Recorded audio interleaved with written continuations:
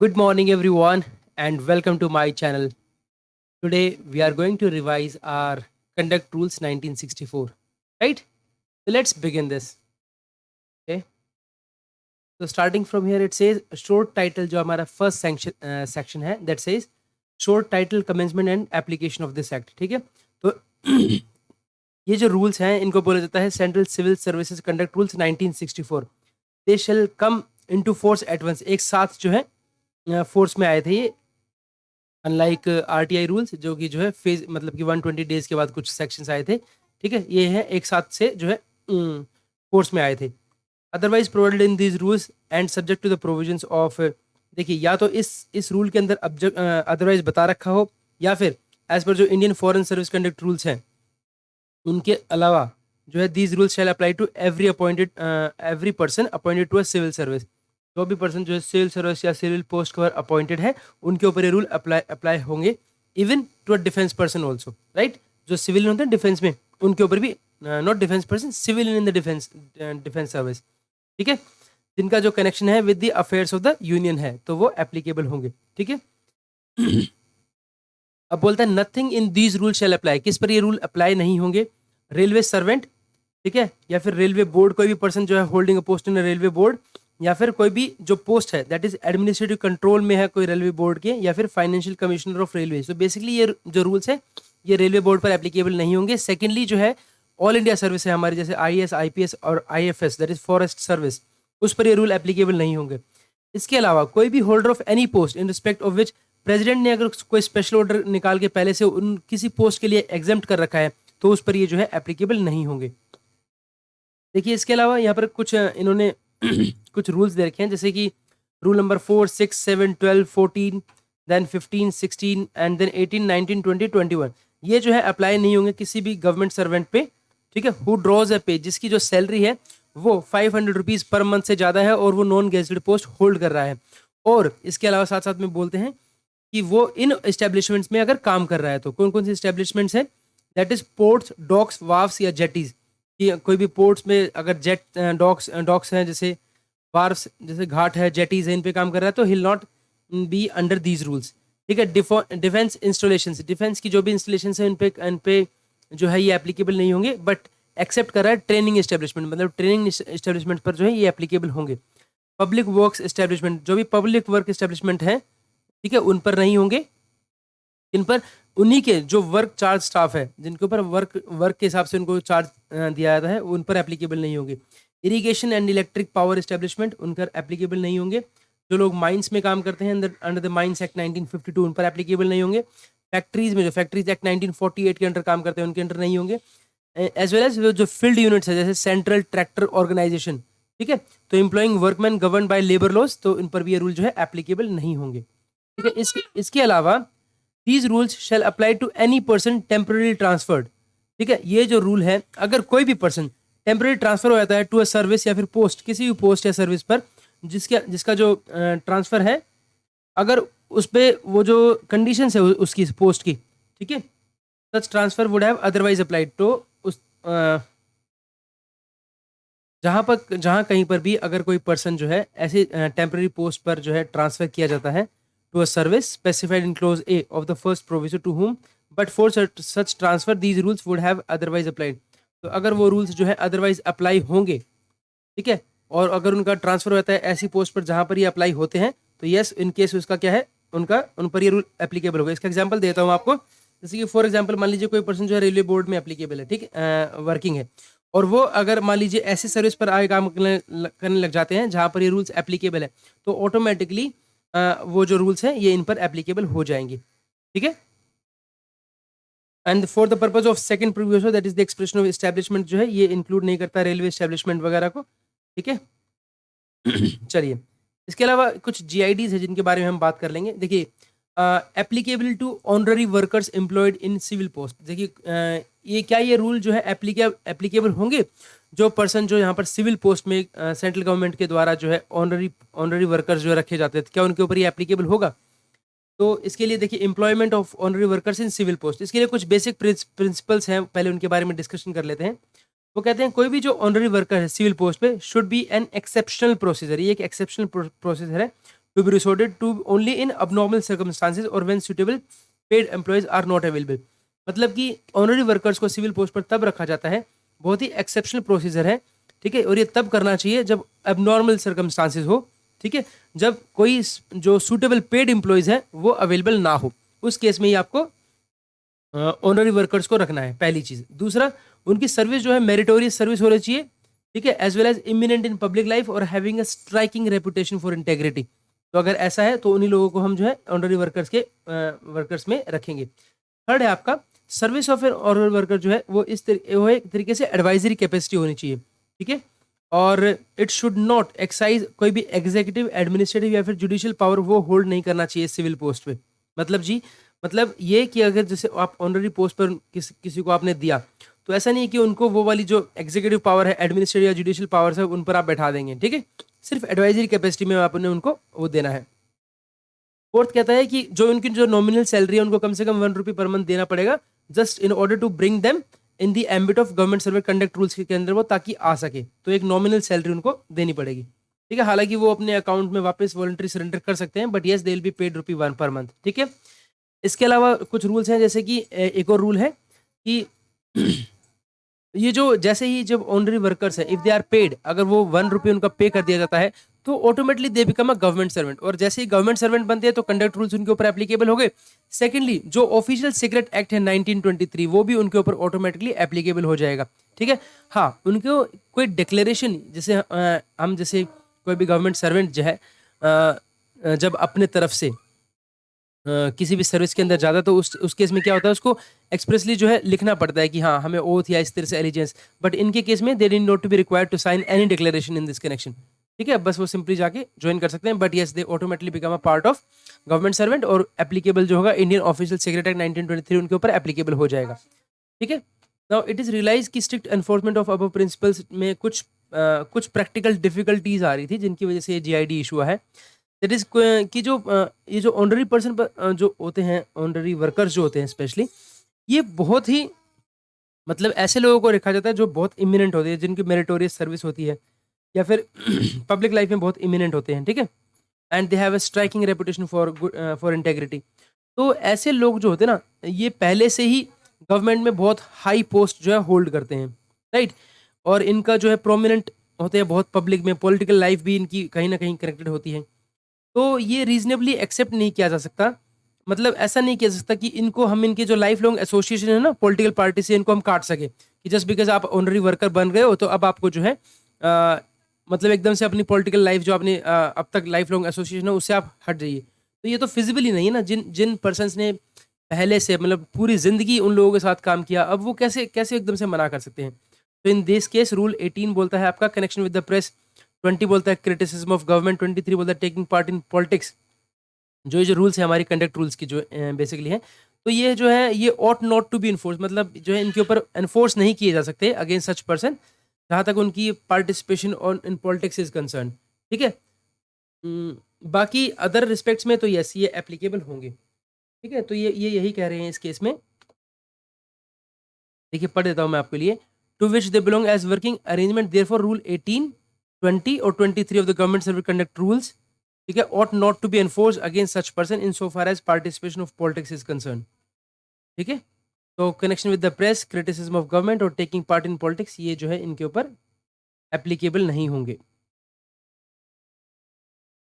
देखिए as working to which they belong as a working arrangement, ठीक है, therefore rule 18 that is connection with the press, criticism of government, taking part in politics of the government service conduct rules, ठीक है, ought not to be enforced against such person in so far as participation in politics is concerned, ठीक है। और other respects में जो है however such person be governed by the conduct rules applicable होंगे। अब इन दीज केसेस में, इन cases में क्या कहता है कि कई बार जो है employment of member of parliament को भी जो है ऑनररी कैपेसिटी में कई बार जो है रखा जाता है। तो उस केस में क्या करेंगे, देखिए हमें ये पहले ही पता है कि जो मेंबर ऑफ पार्लियामेंट है, वो जो मेंबर ऑफ पार्लियामेंट होते हैं then he does not amount to hold an office of profit. मतलब आर्टिकल 102(1) कॉन्स्टिट्यूशन का बोलता है कि कोई भी मेंबर ऑफ पार्लियामेंट है वो जो है कोई भी ऑफिस ऑफ प्रॉफिट जो है होल्ड नहीं कर सकते, ठीक है। तो इस केस में हमें क्या करना चाहिए, मिनिस्ट्री ऑफ लॉ ने कुछ इंस्ट्रक्शंस निकाल रखी है, specially payment of allowances and fees to member of parliament, तो उनको जो है आपको केयरफुली ध्यान देखना चाहिए, ठीक है। तो all employment of honorary workers in civil post as well as all proposal जो है इसको एक्सेप्शनल ट्रीटमेंट समझा जाना चाहिए, ठीक है। जो भी मिनिस्ट्री कंसर्न जो है उनको रख रही है उसके लिए, ठीक है। और हमें मिनिस्ट्री ऑफ होम अफेयर से प्रायर कंकरेंस के लिए उनसे पूछना चाहिए। दोबारा रिवाइज करेंगे इसको, that in the case of employment of member of parliament in an honorary capacity, it is necessary to ensure that such employment does not amount to holding an office of profit, ठीक है। कि हमें ये ensure करना है कि जो employment जो ऑनरी वर्कर अगर मेंबर ऑफ पार्लियामेंट को मिल रही है, that does not amount to holding an office of profit under article 102(1)(a) of the constitution. In such cases, the requirement of clause 3 in paragraph 2 above should be strictly adhered to while the requirement of clause 4 should not be enforced at all, ठीक है। Close 4 जो है उनके ऊपर नहीं applicable हो सकता, क्योंकि यहाँ पर 1 रुपी पर मंथ जो तो एक तरीके से क्या हो जाएगा, तो ऑफिस ऑफ प्रॉफिट हो जाएगा, तो वो वाला तो होगा नहीं एप्लीकेबल। और क्लोज 3 जो कहता है एडवाइजरी कैपेसिटी में रख सकते हैं या फिर एग्जीक्यूटिव एडमिनिस्ट्रेटिव जुडिशियल पावर जो होल्ड नहीं कर सकते, तो वो भी एप्लीकेबल नहीं होगा, ठीक है। तो इस केस में हम क्या करेंगे, जो क्लोज 3 है should be strictly adhere to and while the requirement of clause 4 should not be enforce at all, ठीक है। द इंस्ट्रक्शंस जो है issued by ministry of law, हमें ये ध्यान में रखनी है। And all proposal for the employment of honorary workers in civil post as well as proposals for exceptional treatment in cases in which the ministry concerned consider the requirement of any of the basic principles laid down in paragraph 2 above should be relaxed करना चाहिए and should be referred to the, तो हमें क्या करना है इस case में, हम उसको रिलैक्स करने के लिए हमें क्या करना है, should be refer to the ministry of home affairs for prior concurrence के लिए आपके पास वहाँ भेजना पड़ेगा, ठीक है। And there is no obligation on the part of the government to provide residential accommodation, क्योंकि जो है अगर अवेलेबल होगा तो जस्टिफाइड है तो वो दे सकते हैं, अदरवाइज जो पहले जो ट्रीटमेंट है, पहले जो यूजली जो है सैलरीड जो एम्प्लॉयज़ हैं उनको जो है ट्रीटमेंट दिया जाएगा, ठीक है।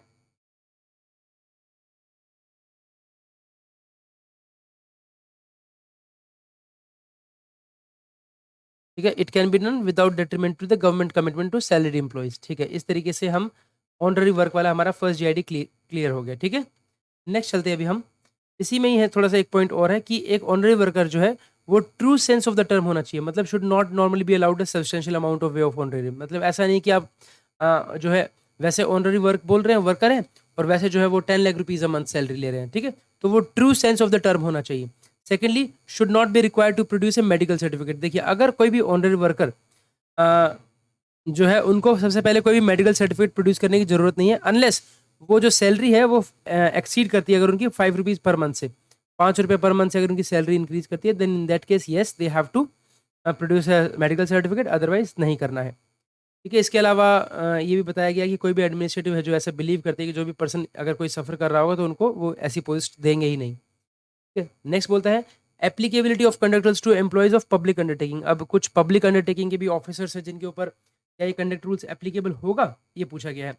एक जीआईडी है इसमें, जिसके अंदर पूछा गया कि भाई एम्प्लॉयज ऑफ कॉर्पोरेट बॉडीज हैं, they are controlled and finance by central government, ठीक है। तो क्या वो सब्जेक्ट होंगे कंडक्ट रूल्स के, और स्पेशली जैसे कोई स्टैट्यूटरी कॉर्पोरेशन है डिपेंड, तो इस केस में क्या है, कोई भी जैसे स्टैट्यूटरी कॉर्पोरेशन होता है तो उसके इसमें डिपेंड करता है on the provisions of the statute setting up the corporation, उसका जो जो कॉर्पोरेशन उसका स्टैट्यूट क्या कहता है, मतलब जब वो एक्ट बना तो उसके अंदर क्या लिखा हुआ है।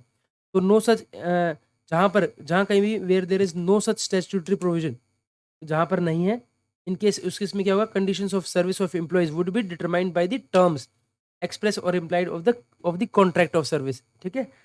And it will be open to the employer subject to relevant laws where they apply to lay down conditions to of service which would operate as a term of a contract। तो जो कहीं ना कहीं जो है वो जो employer है उनके ऊपर डिपेंड करेगा ये, ठीक है। यहाँ पर बोलता है where there is no such statutory provision और body is non statutory, the conditions of service of employees would be determined by the terms express और implied of the service contract and will be open to the employer, ठीक है, where they apply, कि वो कहाँ पर जो है apply करेंगे, कहाँ नहीं करेंगे।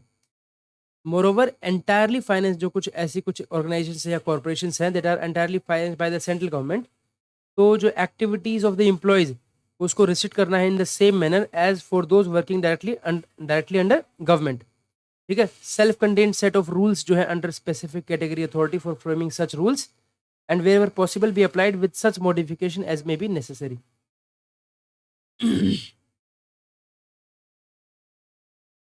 देखिए ये क्या है, applicability of the conduct rules to employees of public undertaking. देखिए एक क्वेश्चन अराइज हुआ कि जो एम्प्लॉयज हैं वो कॉर्पोरेट बॉडीज के control finance by the central government, should they be subject to all conditions imposed in case of central government servants by this conduct rules.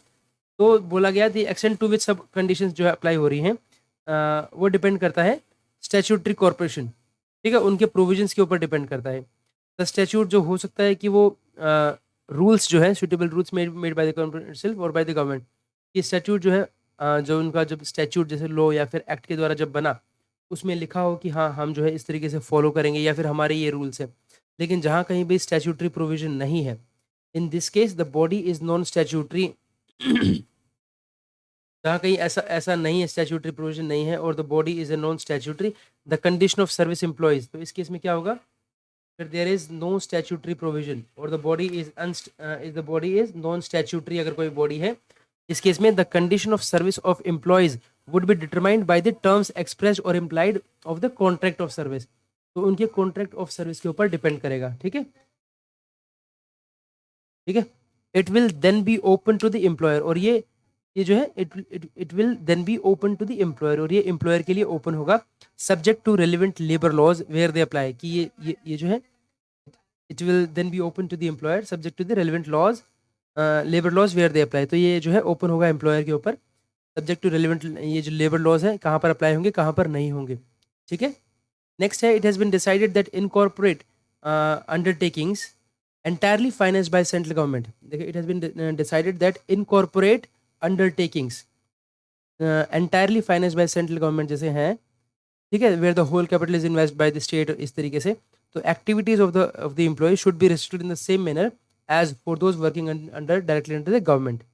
ठीक है, जो भी सेंट्रल गवर्नमेंट के अंदर पूरी तरह से फाइनेंस की जा रही है तो उस केस में यस ये रूल्स एप्लीकेबल होंगे। ठीक है, कोई स्टैट्यूटरी है तो वो उनके ऊपर डिपेंड करता है, ठीक है, वो उनके कॉन्ट्रैक्ट ऑफ टर्म सर्विस के ऊपर डिपेंड करेगा।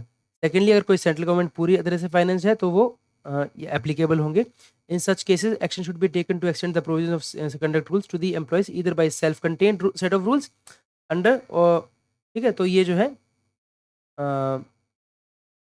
ठीक है उनको एक्शन लेना है खुद को ही, किसी से कंडक्ट रूल्स जो है उनके एम्प्लॉयज पर अपने आप से एप्लीकेबल हो जाए। ठीक है,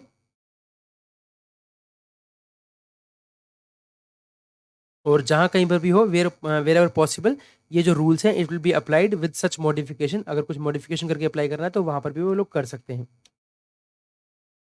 तो देखिए यहाँ पर जो सेंट्रल जो हमारे कंडक्ट रूल्स है ना अभी रिसेंटली रिवाइज हुए हैं विद रिलेटिंग टू इंटेग्रिटी, ठीक है, और ये मॉडिफाइड हुए हैं on the recommendation of the committee of prevention of corruption that is Santhanam committee. ठीक है, तो ये कहीं ना कहीं सबके पास पहुंचा देने के लिए बात बोली गई है। तो यहाँ पर जो है सिर्फ दो ही चीज़ इसके अंदर जो मेन आ रही है कि अगर ये जो कॉर्पोरेट बॉडीज़ हैं, अगर ये कॉर्पोरेट बॉडीज़ फुल्ली जो है फाइनेंस करती हैं गवर्नमेंट के थ्रू, ठीक है, इन दैट केस एप्लीकेबल होगा। और अगर ये जो गवर्नमेंट बॉडीज़ है या फिर employees of corporate bodies control और finance by the central government, तो वो डिपेंड करेगा उनके स्टैट्यूटरी कॉर्पोरेशन की के ऊपर, ठीक है, on the provision setting of the corporation, की जहाँ पर no such statutory provision on the body is not statutory, वहाँ पर तो ये एप्लीकेबल होगा ही नहीं। लेकिन अदरवाइज जो है स्टैट्यूट जो है may provide that subject suitable rules being made by the corporation itself और बाय द गवर्नमेंट। ठीक है, तो ये एक तरीके से पीएसयू पर होंगे एप्लीकेबल, आप ये कह सकते हैं बस simply. Applicable to members of committee or public commission appointed by the government. अब क्या ये रूल जो है एप्लीकेबल होंगे किन पर, मेंबर ऑफ कमिटी या कमीशन जो भी गवर्नमेंट के द्वारा बनाई जाती है, ठीक है, क्या उनके ऊपर होगा। तो देखिए subject to exceptions the rules apply to all persons appointed to civil services and post in connection with the affairs of the union, तो ये होते ही हैं एक तरीके से। ठीक है, तो person concern has been formally appointed, जो भी पर्सन जैसे मेंबर्स ऑफ कमिटी या कमीशंस हैं, they are the person concerned who has been formally appointed to a civil service। ठीक है, not merely remuneration, not he is in receipt of remuneration from the government accordingly। क्या बोलता है, the government of India have since been advised that subject to the exceptions specified in the Senate conduct rules, the rule जो है exceptions को छोड़ के rules जो है ये अप्लाई होंगे सब persons पर अपॉइंटेड टू सिविल सर्विसेज, जो कि सिविल सर्विसेज के लिए अपॉइंट किए गए हैं। And post in connection with the affair of the union, तो उन सब के ऊपर अप्लाई होगा, right. And that the criteria for deciding whether the rules apply in a particular case is whether the person concern has been formally appointed. तो और criteria बोले कि वेदर जो रूल्स है वो किसी पर्टिकुलर केस के लिए एप्लीकेबल होंगे या नहीं होंगे, ठीक है। किसी पर्टिकुलर केस में एप्लीकेबल होगा ना, तो जो पर्सन कंसर्न है, ठीक है, ये जो rules apply in a particular case is whether the person concern has been formally appointed to a civil service और post under the central government or and not merely whether he is in receipt of a remuneration from the government accordingly where the intention is, जहाँ पर government की intention हो कि जहाँ पर जो person को अपॉइंट किया जा रहा है, he should be governed by his conduct rules, तो appointment should be made to a specific civil post और सिविल सर्विस और पोस्ट, ठीक है। दोबारा से पढ़ेंगे इसको, देखिए, subject to the exception specified in the central conduct rules, ठीक है, जैसा एक्सेप्शंस को छोड़ के ये रूल्स जो हैं सभी पर्सन्स पर जो भी सिविल पोस्ट या सिविल सर्विसेज में अपॉइंट होते हैं उनके ऊपर एप्लीकेबल होगा, जिनका भी कनेक्शन यूनियन के साथ है, ठीक है। किसी पर्टिकुलर केस में जो पर्सन कंसर्न है अगर वो फॉर्मली अपॉइंटेड होता है किसी भी सिविल सर्विस पोस्ट पर, ठीक है, not merely weather he is in receipt, सिर्फ ये नहीं, अगर वो फॉर्मली अपॉइंटेड है इसलिए नहीं क्योंकि वो रेम्यूनरेशन ले रहा है सैलरी, इसलिए नहीं, अगर कोई फॉर्मली अपॉइंट होता है तो वहाँ पर क्या देखा जाएगा, इंटेंशन देखी जाएगी। जो इंटेंशन जो है दैट जो भी पर्सन को अपॉइंट कर रहे हैं कि intention is that the person to be appointed should be govern by conduct rules, the appointment should be made to a specific civil post, ठीक है, तो इस केस में जो है उनके ऊपर एप्लीकेबल होगा ये, ठीक है। I repeat, whether the person concerned has been formally appointed to a civil service or post under the central government and not merely whether he is in receipt of remuneration or not, ठीक है। अगर किसी person को आप formally appoint करते हो तो आप ये नहीं देखेंगे कि उनको फॉर्मली अपॉइंट किया गया है या किस तरीके से किया गया है, आपने ये भी चेक करना है कि weather he is in receipt of remuneration. हम सिर्फ अपनी रेमुनरेशन चेक नहीं करेंगे कि भाई जो है अगर वो गवर्नमेंट से ले रहा है तो उनको हमने अंडर कर लिया, अगर कंडक्ट रूल्स एप्लीकेबल होंगे, अगर नहीं तो नहीं, ऐसा नहीं है, हमें इंटेंशन चेक करनी है, ठीक है। हमें सिर्फ उसका जो है सिर्फ रिसीट चेक नहीं करनी है, रेमुनरेशन चेक नहीं करनी है, इंटेंशन चेक करनी है। जहाँ पर इंटेंशन होता है कि जो पर्सन जो है उनको अपॉइंट इस तरीके से किया जाए जहाँ पर वो कंडक्ट रूल्स के एप्लीकेबल होगा तो वहाँ होंगे, and the appointment should be made to a specific civil post like this, ठीक है। अब इसके अंदर आता है नॉन ऑफिशियल मेंबर्स भी होते हैं कुछ, ठीक है, that is all person other than those who are in active government service. कुछ कुछ ऐसे नॉन ऑफिशियल मेंबर्स होते हैं जो कि who are in active government service, नहीं अदर देन दोज, जो जैसे कुछ नॉन ऑफिशियल मेंबर्स हैं, जैसे all person other than those जो कि गवर्नमेंट अभी एक्टिव गवर्नमेंट सर्विस में नहीं है, ठीक है। तो all person of like commissions के board committee of inquiry set up by government में sometimes attach considerable importance of their non official status, तो वो लोग चाहते हैं कि भाई हमारा जो नॉन ऑफिशियल स्टेटस है वो रहे इस पर, ठीक है। And prefer to be maintain while accepting membership of such commission, तो वो कमीशन में तभी आते हैं कि भाई हमें नॉन ऑफिशियल स्टेटस ही चाहिए, ठीक है। तो इन सच केसेस इंटेंशन क्या है यहाँ पर, said rule should not apply, ये वाला जो रूल है अप्लाई नहीं होंगे, because the person concern should not be appointed to any central civil और post but should be appointed as chairman, तो ऐसे जो पर्सन है उन पर्सन जो कंसर्न है should not be appointed to, वो किसी भी पर्सन कोई भी जो पर्सन है उनको सेंट्रल सिविल सर्विस या पोस्ट पर अपॉइंट नहीं किया जाएगा, but should be appointed as chairman और मेंबर ऑफ द कमिटी और कमिश्नर और कमिश्नर या कमिटी, मतलब उन उन पर्सन को जिनकी इंटेंशन ये है कि वो नॉन ऑफिशियल मेंबर मेंटेन करे, अपना स्टेटस मेंटेन करे, उस केस में उनको कोई भी सिविल पोस्ट ना देके अपने तरफ से उनको should be appointed as chairman या फिर मेंबर ऑफ द कमिटी और कमीशन बनाया जाएगा, ठीक है। एज द केस में without reference to any civil service और post on such honoraria as may be considered suitable, ठीक है।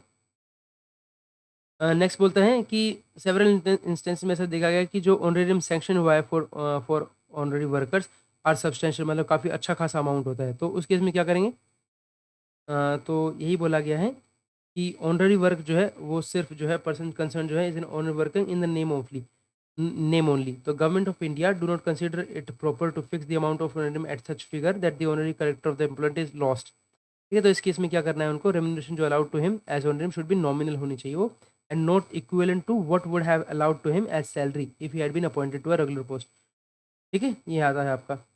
तो सैलरी जो है उनकी नॉमिनल होगी, नॉन ऑफिशियल मेंबर्स की सैलरी जो है नॉमिनल होगी, और उनकी इंटेंशंस देखी जाएगी, अगर वो नॉन ऑफिशियल मेंबर स्टेटस अपना चाहते हैं तो इन केस में उनको कम से कम चेयरमैन या फिर मेंबर ऑफ द कमीशन बनाया जाएगा, ठीक है। तो एप्लीकेबिलिटी टू मेंबर और कमेटी और कमिश्नर क्या आया हमारा कि यस, अगर वो चाहते हैं हमारा नॉन ऑफिशियल स्टेटस मेंटेन हो तो इस केस में हम उनको चेयरमैन या मेंबर बनाएंगे, अदरवाइज जो है ये रूल उन पर एप्लीकेबल होंगे। तो इसलिए मेंबर की अगर बात करें मेंबर्स की तो उनके ऊपर ये एप्लीकेबल नहीं होंगे, बस उनकी जो सैलरी है वो नॉमिनल सैलरी आ जाएगी। लेकिन जो हमारा फर्स्ट वाला जो पार्ट बोलता है वो क्या कह रहा था, फर्स्ट वाला बोलता है कि अगर उनको हम 1 रुपया भी देते हैं तो वो कंडक्ट रूल्स के अंडर में आ जाते हैं। लेकिन यहाँ पर क्या है, यहाँ पर जो लोग ये कह रहे हैं ये अपना नॉन ऑफिशियल मेंबर स्टेटस रखना चाहते थे, ठीक है।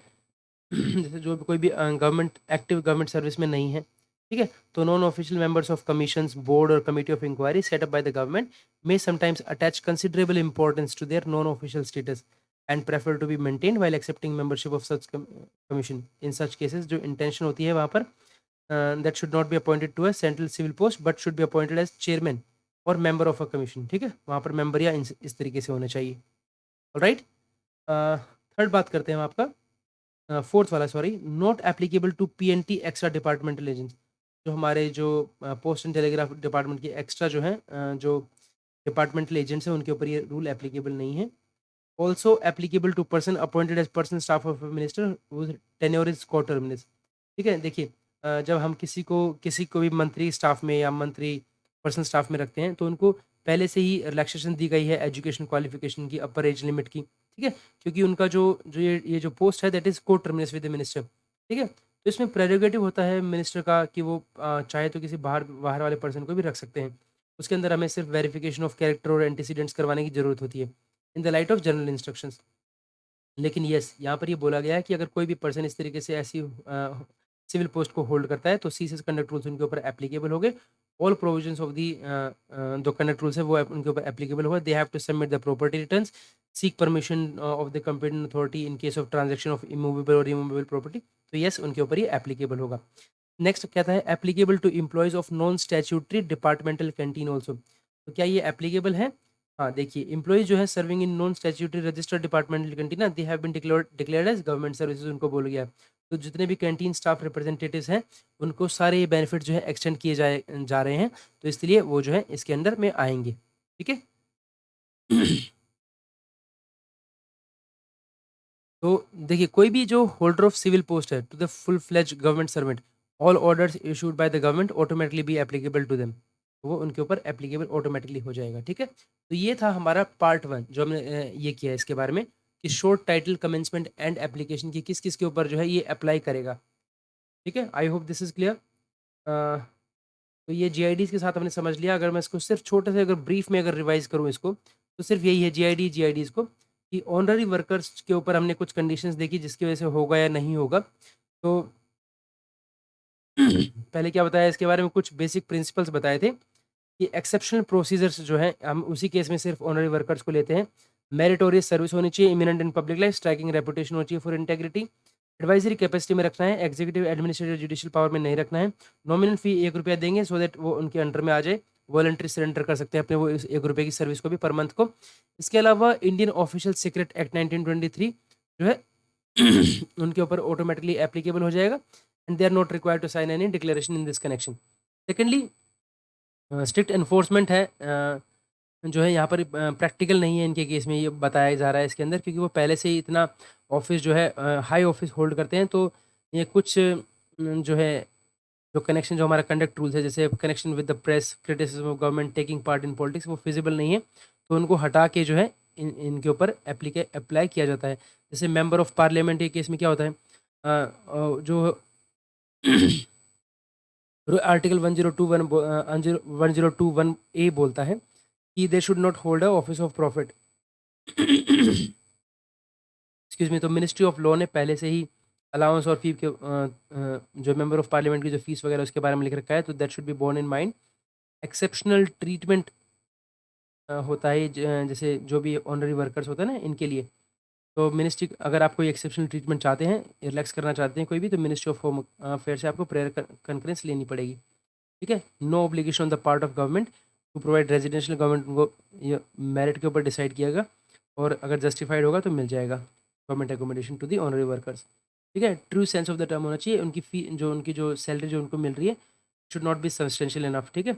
और medical certificate they don't need to submit अगर उनकी सैलरी जो है 1 रुपी पर मंथ, अगर 5 रुपीज़ पर मंथ है से अबव है then yes they have to pay. Second बोलते हैं applicability of conduct to employ of PSU, yes PSU में अगर 50% से ऊपर है पीएसयू है तो करना पड़ेगा। सेकंड थर्ड है आपका एप्लीकेबिलिटी टू मेंबर और committee commission appointed by the government. देखिए कोई भी जो मेंबर ऑफ कमेटी या कमीशन के अगर वो चेयरपर्सन है, क्योंकि वो अपना नॉन ऑफिशियल मेंबर स्टेटस जो है जब भी इन स्टेट्स इन इस पर आते हैं तो वो अपना मेंटेन करना चाहते हैं, तो इसलिए उन पर ये जो रूल्स है वो एप्लीकेबल नहीं होगा। ठीक है।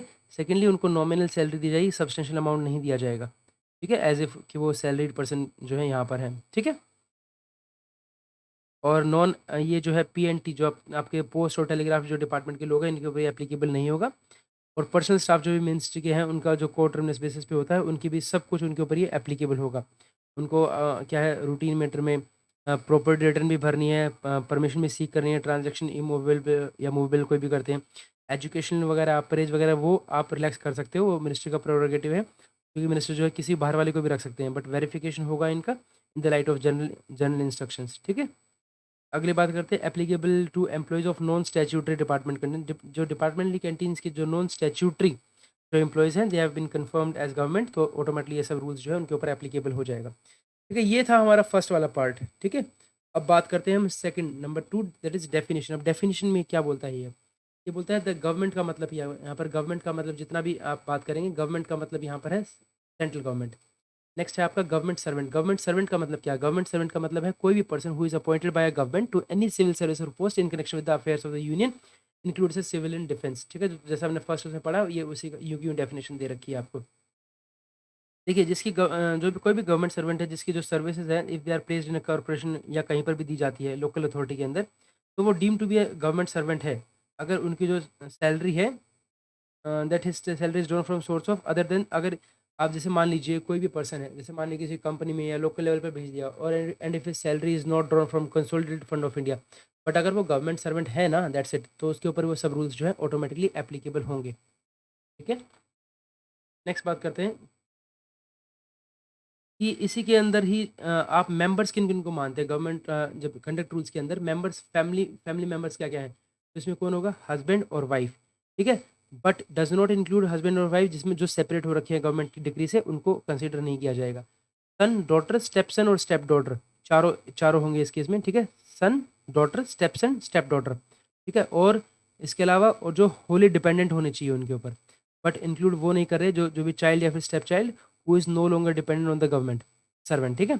और या फिर जिनकी जो कस्टडी है ना वो उनसे छीन ली गई है that has been deprived by under under any law, तो वो भी उनके ऊपर जो है मेंबर ऑफ फैमिली के अंदर नहीं काउंट हो गए। इसके अलावा any other person whether by blood और बाय मैरिज, देखिए कोई भी पर्सन जो है या तो ब्लड से या फिर मैरिज से अगर अटैच्ड है, ठीक है, टू द गवर्नमेंट सर्वेंट और to the government servant wife और हस्बैंड और wholly dependent on the government servant, तो उन पर ये रूल एप्लीकेबल होगा। तो एनी अदर पर्सन किसी तरीके से या तो ब्लड से या फिर मैरिज से, ब्लड से तो हो गया अपना, ब्लड से कौन हो गया आपका?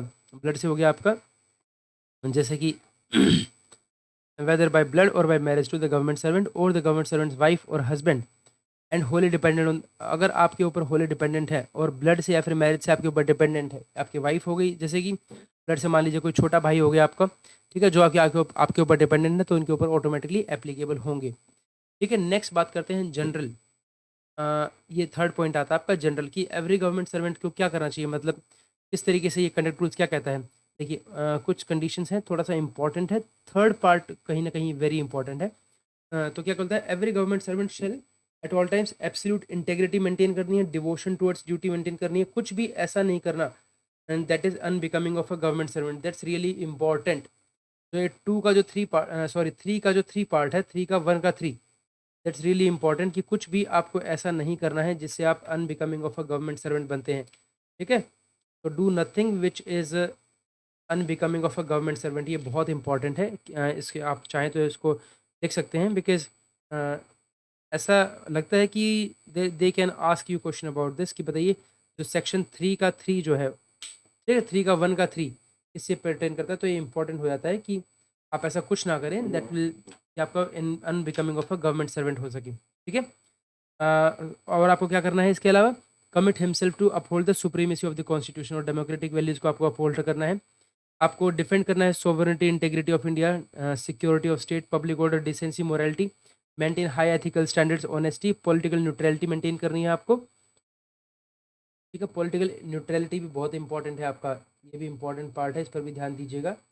Then you have promote the principles of merit, fairness and impartiality in the discharge of duties, accountability and transparency, responsiveness होना चाहिए towards the weaker section, courtesy होना चाहिए, good behaviour with the public, take decision only in the public interest, आपको efficiently effectively economically work करना है, resolve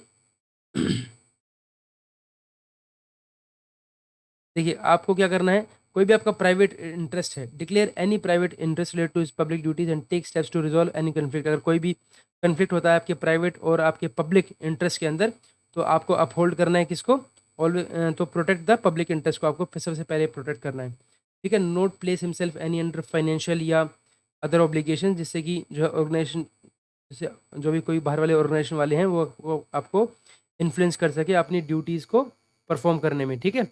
मतलब कोई अगर आपने किसी से लोन ले लिया तो आपको कर सकते हैं, ठीक है। इस तरीके से तो आप कुछ भी ना करें। Not misuse his position as a civil servant, ठीक है।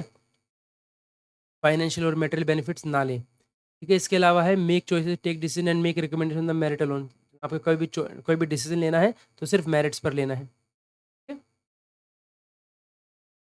इसके अलावा act with fairness, impartiality, non discriminate, ठीक है, पर्टिकुलरली अगेंस्ट द पुअर और under privilege section, refrain contrary to any law, कोई भी लॉ के अगेंस्ट नहीं जाना है, डिसिप्लिन हमेशा मेंटेन करना है, लॉफुल ऑर्डर्स जो है जो भी आपको दिए जाते हैं उनको मेंटेन करना है आपने, मेंटेन आपको कॉन्फिडेंशियलिटी मेंटेन करनी है, सॉवरेनिटी इंटेग्रिटी को आप होल्ड करना है, strategic scientific economic interest, friendly relation with foreign countries, और कोई भी ऐसी चीज़ जो lead to incitement of an offence और इलीगल और अनलॉफुल गेन, उन सब के बारे में आपको क्या करना है, कॉन्फिडेंशियली मेंटेन करनी है। Perform and discharge in his duties, highest degree of professionalism और डेडिकेशन आपको रखना है ये, ठीक है। और नेक्स्ट है आपका एवरी, अब ये 2 पार्ट आता है आपका 3 का जो 2 पार्ट है इसके बारे में बात करते हैं। ये कहता है कि every government servant holding supervisory post अगर आप कहीं पर रखते हैं तो आपको इंटेग्रिटी मेंटेन करती है और डिवोशन दिखाना है वहाँ पर पूरा, ठीक है, हमेशा हर टाइम अपन जो भी आपके ऊपर जो पावर्स कन्फर गई हैं उसको अदरवाइज आपको जो है अपनी जजमेंट के अकॉर्डिंग बेस्ट काम करना है, एक्सेप्ट एक कंडीशन दी गई है यहाँ पर, वो क्या है, एक्सेप्ट जब आप जो है अपने सुपीरियर के डायरेक्शंस पे काम कर रहे हैं तब जो है आपको अपना दिमाग ना लगा के ऑफिसर जैसा बोल रहा है वैसे काम करना है, ठीक है। तो अपने बेस्ट जजमेंट में काम करना है, लेकिन एक्सेप्ट जब भी आपको ऊपर से ऑफिशियल सुपीरियर जो है ऑर्डर देते तब आपको उन्हीं के अकॉर्डिंग काम करना है, ठीक है। द डायरेक्शन ऑफ जो है डायरेक्शन हमेशा राइटिंग में होना चाहिए, और जो ऑफिशियल सुपीरियर है शैल कन्फर्म इट इन राइटिंग, ठीक है। कन्फर्मेशन जो है हमेशा आपको राइटिंग में दी जानी चाहिए, और जब भी आपके पास गवर्नमेंट सर्वेंट पहुंचता है तो उसको आपको कन्फर्म कर देना है राइटिंग में। इसके अलावा देखिए जो गवर्नमेंट सर्वेंट हैबिचुअली फेल हो जाता है विद इन द टाइम, अगर कोई क्वालिटी ऑफ परफॉर्मेंस नहीं दे पाता है तो he deem to be lacking in devotion to duty माना जाएगा, और फिर उसके अंदर कंडक्ट रूल्स जो है चल सकते हैं। सेकेंड बोलता है कि इस क्लॉज के अंदर जो है as empowering a government servant to evade his responsibilities by seeking instructions from, देखिए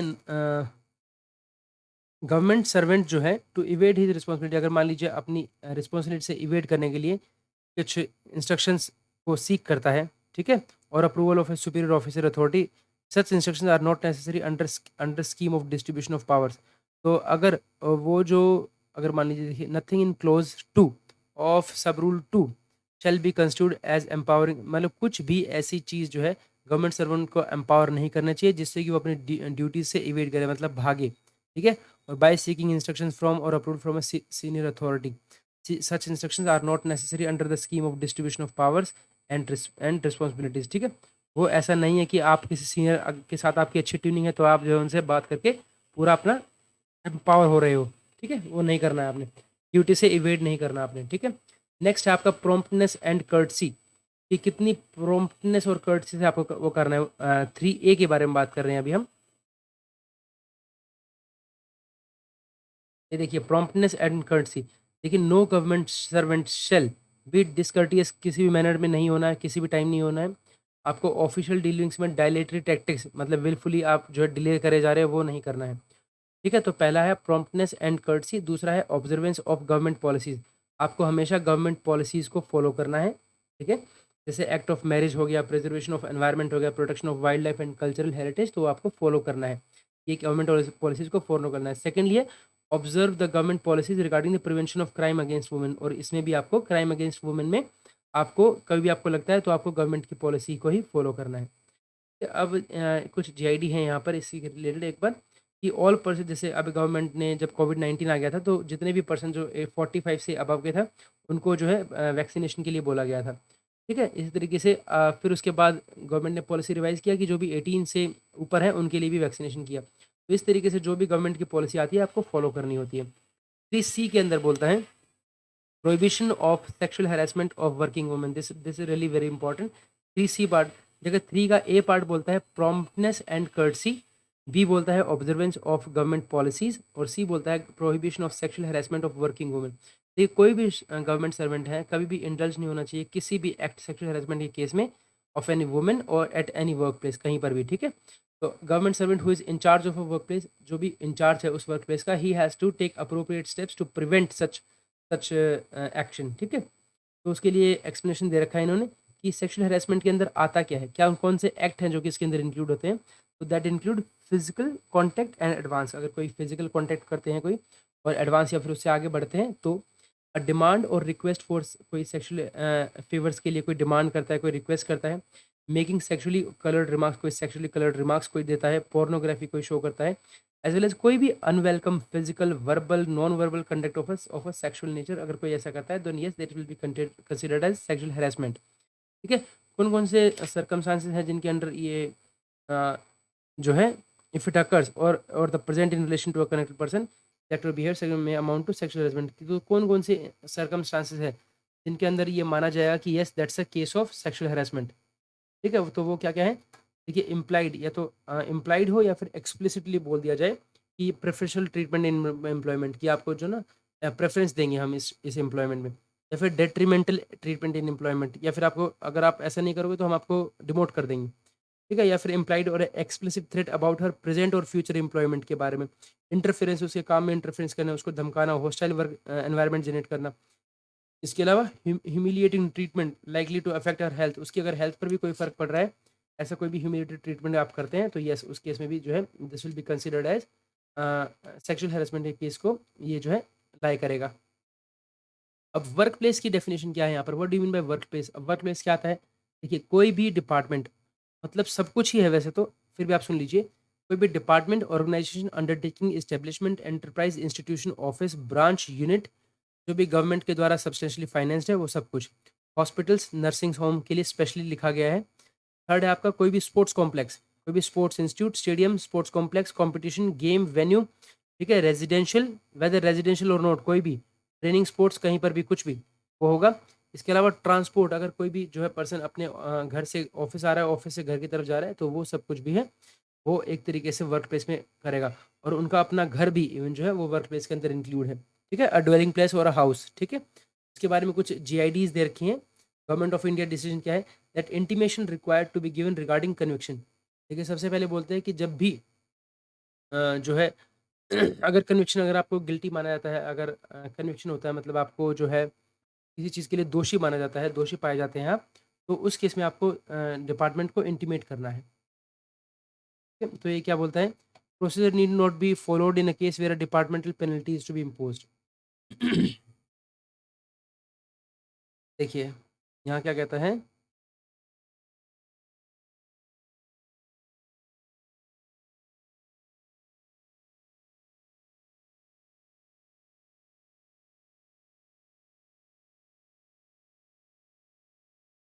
ये बोल रहा है attention is united to rule number 55 50 of the CCA rules. ठीक है? In which provide that procedure thereunder need not be followed in cases where departmental penalty is to be imposed. जहाँ पर departmental की penalty लगानी है आपको on government servant on the base of facts which have led to conviction. ठीक है? In a criminal court, तो dismissal etcetera in such cases is not to be automatic. तो वो है, इन सच केसेस ऑटोमेटिक नहीं होगा। Each case should be examined on its merits, orders imposing the appropriate penalty passed only when the charges against the government servant on which his conviction is based show that he was guilty of moral turpitude or grave misconduct which is likely to render his further retention in service undesirable or contrary to public interest। Okay, देखिए, यही है कि आपको ना important ये चीज़ें जो है बार बार रिवाइज करनी बहुत ज़रूरी है। रिवाइज़ नहीं करेंगे तो फिर कुछ नहीं हो सकता। ठीक है? तो देखिए हमने कल परसों ही इसको पढ़ा है और आज अगर दोबारा पढ़ रहे हैं ऐसा नया जैसा-सा लग रहा है एकदम से। तो कहीं न कहीं पढ़ना है इसको, बार-बार पढ़ना है, ठीक है? ये तभी हेल्पफुल हो पाएगा हमारे लिए, ठीक है?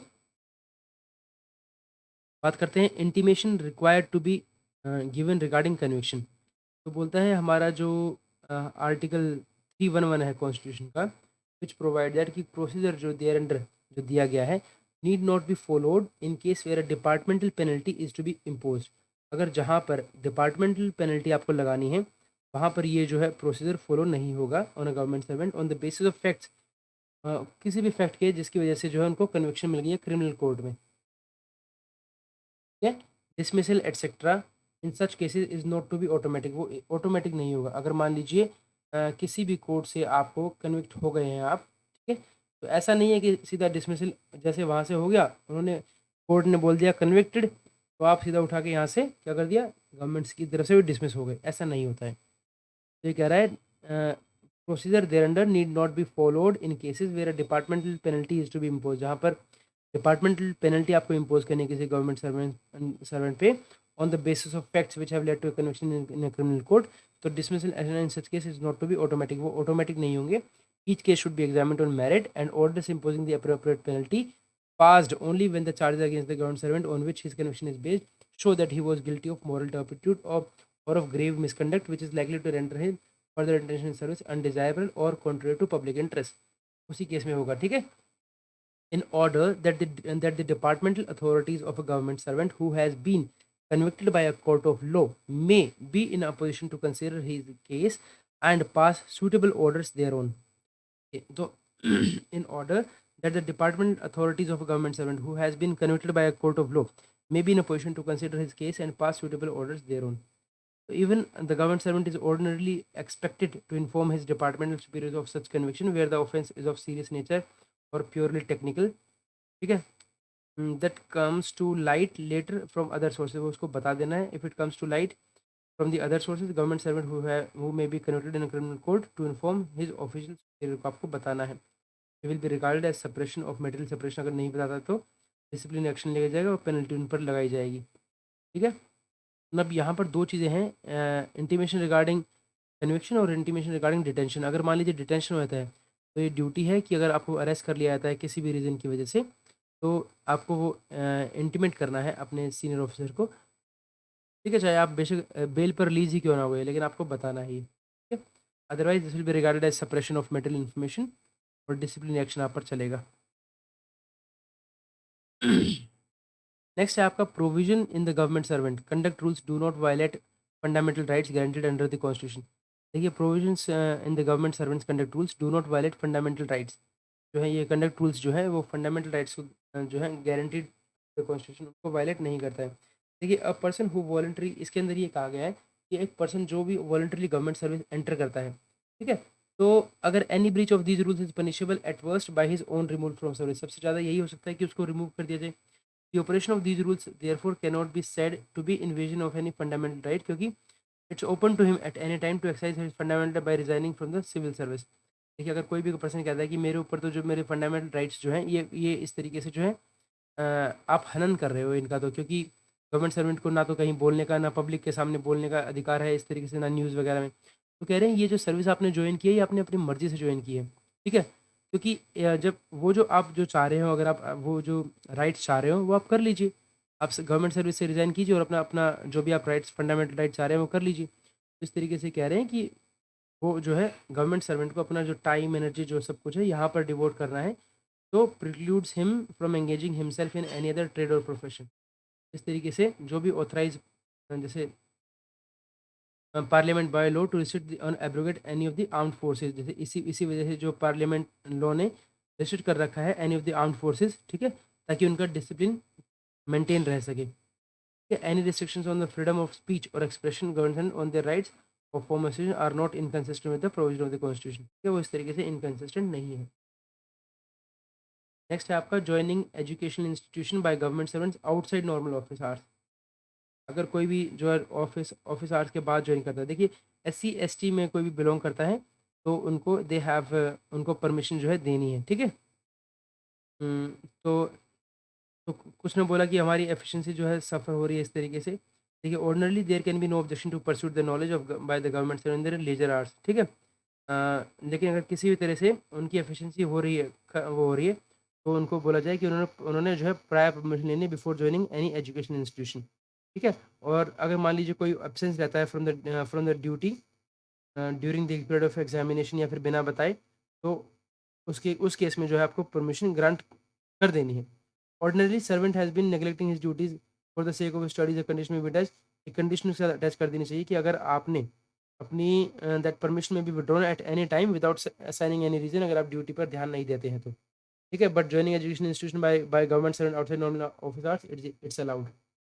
नेक्स्ट आपका period of tenure of the official should be taken into account while granting of tenure of the official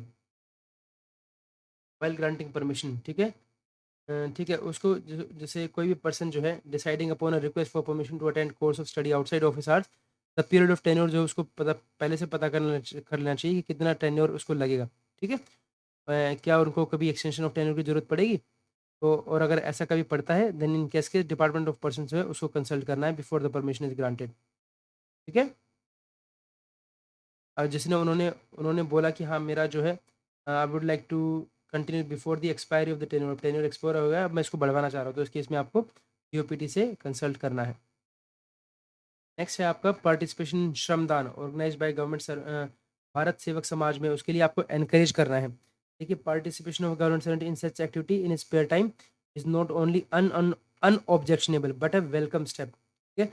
such activity does not interfere with the performance of his official duties, ठीक है। तो इस जब भी कभी भी श्रमदान की बात है या भारत सेवक समाज की, तो आपको एनकरेज करना है। ये जो इंस्ट्रक्शंस है will apply only to activities organise by government department और Bharat Sevak Samaj and not by private organisation, ठीक है। क्या आप सिविल डिफेंस के लिए परमिसिबल है? यस, कर सकते हैं आप। Such government servants as are holding की पोस्ट, अगर कोई की पोस्ट कर रहा है तो उसके में आप रिलीज नहीं कर सकते उनको, specially during an emergency need not permitted to join the service, ठीक है। बट अगर कोई की पोस्ट होल्ड नहीं कर रहा है, जैसे कोई भी इमरजेंसी आती है, who is enrolled as a member of civil defence service, ठीक है, और उनको वहाँ जाना है to perform his duties during office hours, तो पीरियड ऑफ एब्सेंस जो है उसको हम ट्रीट करेंगे स्पेशल कैजुअल लीव, तो ये इंपॉर्टेंट बन जाता है आपके लिए। सिविल डिफेंस सर्विस अगर कोई ज्वाइन करता है और उनको अगर मान लीजिए इमरजेंसी आती है, तो उस केस में वो वहाँ पर जाते हैं और उनको स्पेशल कैजुअल लीव जो है दी जाएगी, ठीक है। The government servant concern may also भी permitted to receive in addition to their civil law such allowances, जो भी अलाउंसेज वगैरह हो वो वहाँ से गेन कर सकते हैं, ठीक है। वो जो ये जो ऑर्डर्स हैं they are not applicable to government servant desiring to join civil defence, जो ज्वाइन करना चाहते हैं ऑन होल टाइम बेसिस, उनके ऊपर एप्लीकेबल नहीं है। Semi government organisation public undertaking जो भी है उनके लिए कोई ऑब्जेक्शन नहीं, अगर चाहे तो वो कर सकते हैं, ठीक है। एट्थ बोलते हैं incentive of to central government who are members of Saint John ambulance brigade, ये बहुत इंपॉर्टेंट है।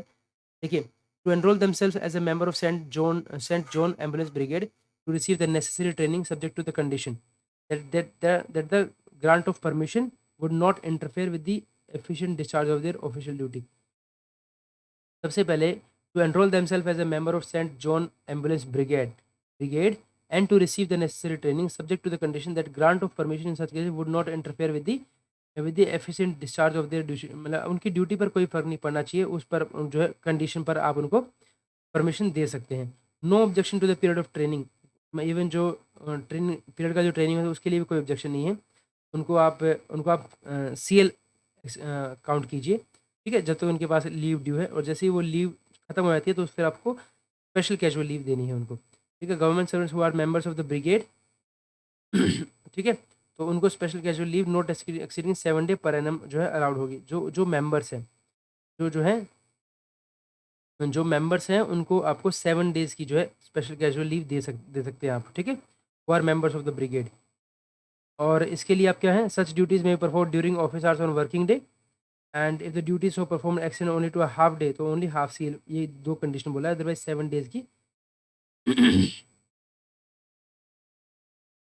अगर कोई भी ऐसा काम आ गया कि उनको ऑफिस आवर्स के अंदर करना है तो स्पेशल कैजुअल लीव देंगे, और अगर हाफ डे का काम है तो सिर्फ हाफ डे की ही कैजुअल लीव अलाउ की जाएगी, ठीक है। Government servant to be encourage to join home guard organisation, अब ये गवर्नमेंट सर्वेंट जो है ना उनको एनकरेज करना चाहिए होम गार्ड ज्वाइन करने के लिए।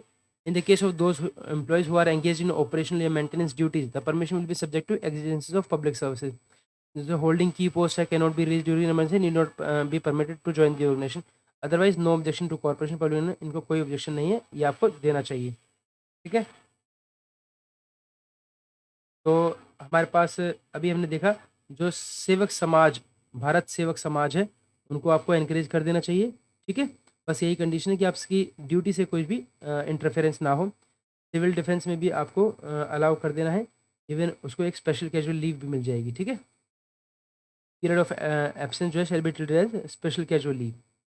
ठीक है, इसके अलावा एम्बुलेंस ब्रिगेड में अगर कोई मेंबर है तो उनको 7 डेज़ की, अदरवाइज जो है कैजुअल लीव या फिर स्पेशल कैजुअल लीव अगर नो ड्यू है तो वहाँ पर चल जाएगा। ट्रेनिंग ऑफ पीरियड में भी कोई ऑब्जेक्शन नहीं है, कर सकते हैं। ठीक है, इसके बाद आता है आपका होम गार्ड में अगर कोई ज्वाइन करना चाहता है तो येस वो ज्वाइन कर सकता है। बट अगर कोई कोई पर्सन की पोस्ट को अगर होल्ड करा है तो उनको नहीं रिलीज़ करेंगे। नेक्स्ट है home guard national volunteer corps या फिर प्रेरणा रक्षा दल। ठीक है, प्रोवाइडेड इनको जो है आप जो है नो ऑब्जेक्शन होनी चाहिए, मतलब there should be no objection अगर आप होम गार्ड की बात करते हैं, नेशनल वॉलंटियर कॉर्प्स की बात कर रहे हैं। ठीक है, बट इनके provided that the head of their department और office consider them discriminate without detriment to their official hours, वो डिस्टर्ब नहीं होनी चाहिए ऑफिशियल ड्यूटीज। दो कंडीशंस बोला गया है that this will be treated as a special casual leave and the person concern permitted to receive in addition to their pay such amounts and provincial government may offer. ठीक है, तो yes वो उनको एक क्या है स्पेशल कैजुअल लीव दे सकते हैं। यहाँ पर भी एक है आपका स्पेशल कैजुअल लीव और एक यहाँ पर भी आ गया है आपका स्पेशल कैजुअल लीव।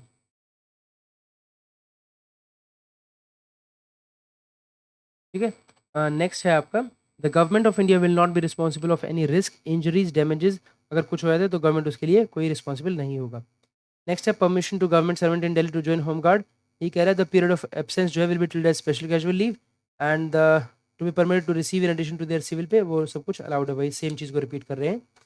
आगे बोलता है permission to government servant and public sector employees to join territorial army. तो उसके जो है रिव्यू कमेटी है टेरिटोरियल आर्मी, उन्होंने जो बनी है मिनिस्ट्री ऑफ डिफेंस के द्वारा, उन्होंने बोला कि इसकी जो पार्टिसिपेशन है वो बहुत पुअर है, क्योंकि which is violative with the concept of spirit of volunteerism. ठीक है, वॉलंटरी जो है लोग नहीं आ रहे हैं, तो इन्होंने क्योंकि सेंट्रल गवर्नमेंट से वॉलंटियर जो है नहीं आ पा रहे, तो उन्होंने बोला कि टेरिटोरियल आर्मी जो है सेकंड लाइन ऑफ डिफेंस है और किसी भी इमरजेंसी या नेचुरल कैलेमिटीज़ में जो है मेन सोर्स ऑफ रिक्रूटमेंट है एक तरीके से जो हमारे गवर्नमेंट सर्वेंट है। ठीक है, तो इसलिए employees of public sector undertaking corporations वगैरह हैं therefore requested to grant permission to government servant working under them to join territorial army in the case of those who are engaged in operational maintenance duties who are can not be release without dislocation to the work, the permission will be subject to execution of public service. ठीक है, otherwise आपको देना है, लेकिन यहाँ पर इसमें special casual leave के ऐसे कुछ भी मेंशन नहीं है। Permission not necessary for seeking redress in the court of law of grievances rising out of their employment और कंडीशन ऑफ सर्विस। देखिए, permission not necessary for seeking redress, अगर आप कोर्ट ऑफ लॉ जाना चाहते हैं तो उसके लिए परमिशन लेने की जरूरत नहीं है। कोई भी गवर्नमेंट सर्वेंट जो अपना चाहता है सबसे पहले अपने ग्रीवेंस को रिड्रेस करना चाहता है जो कि एम्प्लॉयमेंट से रिलेटेड है, तो first of all he should exhaust the normal office channels, जो भी है उनको एग्जॉस्ट करे सबसे पहले। ठीक है, before going to court of law. ठीक है, permission to sue government in a court of law या फिर रिड्रेस टू सच गवर्नमेंट्स जो है वो ऑटोमेटिकली हो जाएगी एंड उसके लिए कोई परमिशन की ज़रूरत नहीं है, बस प्रोवाइडेड कि उन्होंने वो एग्जॉस्ट कर लिया हो, जो भी नॉर्मल ऑफिशियल चैनल्स है उनको एग्जॉस्ट कर लिया हो। ट्वेल्थ बोलता है conduct of a government servant in relation to the proper maintenance of his family. तो क्या ये आएगा इसके अंडर में? देखिए, it will not be possible to make such provision in the conduct rules कि जिससे एंटेल हो कि भाई एडमिनिस्ट्रेटिव डिफिकल्टीज बहुत ज़्यादा है, जिससे ये केस की जो पर्सन है वो अपनी फैमिली को अच्छे से मेंटेन नहीं कर रहा है, तो इसके ऊपर कंडक्ट रूल लगाया जाए। लेकिन कहा गया है कि where a government servant is report to have acted in a manner unbecoming of a government servant, क्योंकि क्या उन्होंने क्या है अपने वाइफ को नेग्लेक्ट किया है, फैमिली को नेग्लेक्ट किया है, तो डिपार्टमेंटल एक्शन जो है उसके लिया जा सकता है। ठीक है, on the score without invoking the conduct rules. तो इसके लिए CCS रूल नंबर 13 है, CCS रूल्स है 1957 का, जो ये कहता है nature of penalty for good and sufficient reason be impose on government servant. ठीक है, क्योंकि उन्होंने जो वर्क किया है that is in a manner unbecoming of a government servant. ठीक है, तो इसलिए इनको ऐसा कर सकते हैं। Should however be noted that in such cases the party affected has a legal right to claim maintenance. और इसके साथ साथ में ये भी है कि जो भी पार्टी जैसे अफेक्टेड है, जैसे उनकी वाइफ है या हस्बैंड है, they have a legal right to claim maintenance. Next बोलते हैं those holding responsible posts to maintain independence and impartiality in the discharge of their duties. कुछ लोग ऐसे हैं जो कि रिस्पॉन्सिबल पोस्ट मेंटेन कर रहे हैं होल्ड कर रहे हैं to maintain independence and impartiality in the discharge of the duty. देखिए जो भी पर्सन ऐसे उस पर जाते हैं, they have to maintain absolute integrity and devotion to duty, because यहाँ पर ट्रस्ट और रिस्पॉन्सिबिलिटी की जॉब है ये, ठीक है। Should not only be honest but impartial in the discharge of their duty, but also have to the reputation of being so. तो ensure करना है that there is no ground on occasion to say that some individual have greater access और influence over them than others. Instruction है इसी case में that remaining not only honest in and impartial in the discharge of their duties but also having the reputation of being so. Despite this जो instruction जो है, it's uncommon that complaints favouritism की जो है ill will tone की जो है आती रहती है। और now and then if a government servant is found to misuse his official position, so at or to abet or connive at improper or illegal acts, he would be liable for disciplinary action for violating rule 3 of CCS conduct rules, ठीक है। Integrity of officers appointed to responsible post, कोई भी person जो है इसकी integrity of officers appointed to a responsible post, तो क्या है उसके उसी केस में that no officer who does not have a good reputation for honesty should be placed in a position in which there is considerable scope for discretion, वहाँ पर उनको नहीं करना है। क्लैसिफिकेशन रूल देखिए यहाँ पर भी जो रूल 3(2) कहता है that is intended to be invoked only in cases where there has been a failure on the part of supervisory officer concern to ensure the integrity and devotion to duty of government servants under his control और authority, ठीक है। Clarification क्या दिया गया है यहाँ पर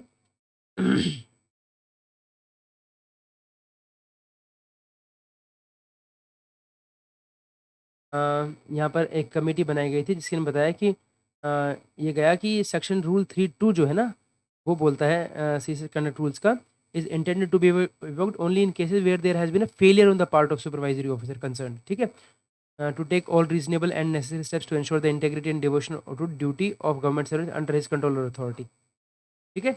next है आपका oral instructions by superior officer to be avoided, जब भी आती हैं तो आपको हमेशा रिटर्न में लेना है। No government servant shall in performance of his official duty act otherwise than is best judgement except जब वो इसकी सीनियर ऑफिसर ही काम कर रहे हैं, ठीक है।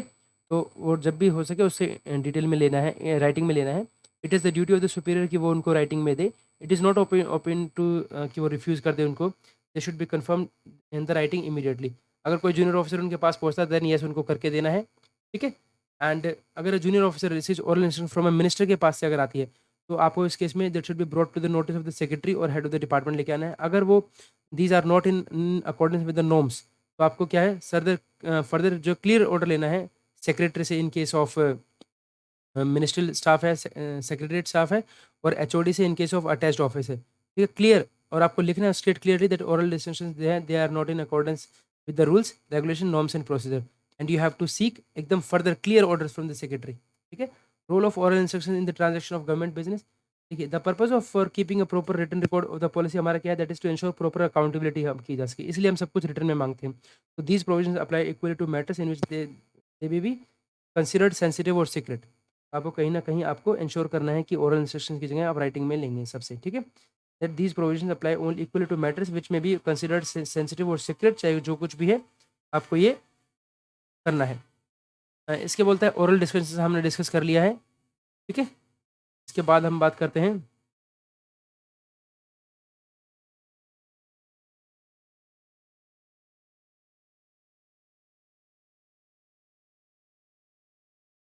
ओके कुछ एक्सट्रैक्ट्स ले रखे हैं आपके एमओपी से, उनके बारे में बात करते हैं। देखिए all points emerging from discussion will be recorded on the file, ठीक है। आपको रिकॉर्ड करना है यहाँ पे जो भी आपको लगता है कि हाँ ये इंपॉर्टेंट पॉइंट है, आपने जो भी उस मीटिंग के अंदर बैठा है सबसे रिटर्न में आपको साइन करवा लेने हैं उसे मिनट्स ऑफ मीटिंग पे। There is no time for giving instruction in writing, तो क्या करना है आपको रिटर्न कन्फर्मेशन जल्दी से जल्दी लेनी है, ठीक है। आपको अपनी बेस्ट जजमेंट के अकॉर्डिंग काम करना है एक्सेप्ट जब आप सुपीरियर ऑफिसर के इंस्ट्रक्शंस पर काम कर रहे हैं। If the officer given the instruction is not immediate superior but one higher, तो अपने अपने जो भी इमीडिएट ऑफिसर उनको आप बताइए। अगर आपको ओरल इंस्ट्रक्शन से किसी पर्सनल स्टाफ या मिनिस्टर से मिलता है that should B confirmed in writing. From minister या फिर पर्सनल स्टाफ से मिलता है तो आपको अपने सेक्रेटरी के नोटिस में लेके आना है या फिर एचओडी के नोटिस में लेके आना है जब आप नॉन सेक्रेटरी ऑर्गेनाइजेशन में काम कर रहे हैं, ठीक है। और आपको क्लियरली स्टेट करना है that this is not in accordance with the norms and rules, ठीक है। Then he should clear further orders जो आपको सेक्रेटरी से लेने हैं। The oral instruction are not in accordance with the rules and regulation, ठीक है। इसके अलावा it should be acknowledge by the senior officer और देयर पर्सनल स्टाफ, जैसे ही वो ऑफिसर जूनियर ऑफिसर उनके पास पहुंचता है कन्फर्मेशन तो वो देना है। कर्टसी बिहेव करना है आपको हमेशा, specially in the case of dealing with the member of parliament. Government servant जो है कर्टसी दिखानी है उनको, consideration of member of parliament और state legislature, that while they should consider carefully और listen patiently to what the member of parliament say, they should always act according to their own judgement, own best judgement में आपने काम करना है। फिर officer is unable to exceed two the request of suggestion, तो आपको politely जो है बड़े कर्टलीसली उसको इनको एक्सप्लेन करना है कि sir this is the reason why I am unable to do that. ठीक है। इसके अलावा ऑफिसर हैव टू बी कोई कोई कोई ऑफिसर है जो बहुत ही हैवी ड्यूटीज़ पर है, ठीक है, and an officer should feel free to set, वो हो सकता है कि अपना अपना कुछ टाइम ऐसा सेट करे कि उसमें जो है वो किसी को भी रिफ्यूज़ कर सकते हैं to meet the visitors without being considered guilty और डिसकर्टियस। ठीक है, lack of consideration and the like. But उनके साथ साथ उनको कुछ टाइम ऐसा भी निकालना चाहिए कि जिस टाइम पर कोई भी उनसे आके मिल सकता है, जिस टाइम पर उनकी अपॉइंटमेंट में पहली प्रायोरिटी उनकी देनी है। और अगर मेंबर ऑफ पार्लियामेंट भी आता है और उनके पास अगर अपॉइंटमेंट नहीं है, तो जो पहले वाला अपॉइंटमेंट वाला पर्सन है उसको आप बात करेंगे, उसके बाद इमीडिएटली जैसे ही वो खत्म होता है उनके बाद आप मेंबर ऑफ पार्लियामेंट को अटेंड करेंगे। ठीक है, अगर कोई अपॉइंटमेंट मान लीजिए आप मेंबर ऑफ पार्लियामेंट कोई अपॉइंटमेंट करके आ रहे हैं और उस अपॉइंटमेंट में कोई डिविएशन है, तो इस केस में आप प्रॉम्प्टली जो है उनसे मेंबर को एक्सप्लेन करेंगे और जो है उनको बता देंगे कि सर सॉरी, हम जो है नेक्स्ट फ्रेश अपॉइंटमेंट जो है उनके साथ उनसे बात करके फिक्स कर लेंगे। ठीक है। और जब भी कोई ऑफिसर मेंबर ऑफ पार्लियामेंट से मिल जब भी कोई मेंबर ऑफ पार्लियामेंट किसी ऑफिसर से मिलने आता है, तो अपनी सीट पर वो खड़े होकर रिसीव करेंगे और उनको सी ऑफ करेंगे। ठीक है। When member of parliament are invited, देखिए कोई भी मेजर फंक्शंस होता है तो आप मेंबर ऑफ पार्लियामेंट को बुलाएंगे, एनक्लोजर उनके लिए एक रिजर्व रखेंगे for them, next to governor, chief justice, speaker of the Lok Sabha, ambassador etcetera. Member of state legislature जो है owing to their presence in Delhi happens to be invited to state function, should be assigned rank just after the member of parliament. जो MLA है उनको member of parliament के बाद रखा जाएगा।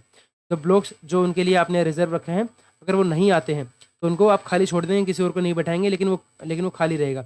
Letter receive from member of parliament acknowledge promptly, कोई भी letter आता है आपको मेंबर ऑफ पार्लियामेंट की तरफ से, उसको अपने प्रॉम्प्टली एक्नॉलेज करना है एंड रिस्पॉन्ड करना है एट एन अप्रोप्रिएट लेवल, और जितनी जल्दी से जल्दी हो सकता है उतनी जल्दी। इन्फॉर्मेशन और स्टैटिस्टिक्स रिलेटेड, कई बार जो है कोई ऐसी इन्फॉर्मेशन या स्टैटिस्टिक्स मांगते हैं आपसे related to their local importance, ठीक है, एमएलए वगैरह, तो आपके पास रेडीली अवेलेबल है और नॉट कॉन्फिडेंशियल है, तो आप तभी की तभी प्रोवाइड कर दीजिए। कोई डाउटफुल केस है तो अपने हायर अथॉरिटी से कंसल्ट कीजिए। गवर्नमेंट सर्वेंट है, they are provided from bringing or attending to any political, और देखिए गवर्नमेंट सर्वेंट जो है कभी भी अपने तरफ से कोई पॉलिटिकल इन्फ्लुएंस नहीं लेके आएगा अपने सुपीरियर के ऊपर to further their interest in respect of matter pertaining to their service under the government. Therefore government servant that is not expected to approach a member of parliament और state legislature for sponsoring his individual case. Right. हमने यहाँ तक कर लिया। I hope ठीक है, यहाँ तक हो गया है हमारा। अभी we will continue from the 17th B in the next video. With this, thank you so much and have a great day.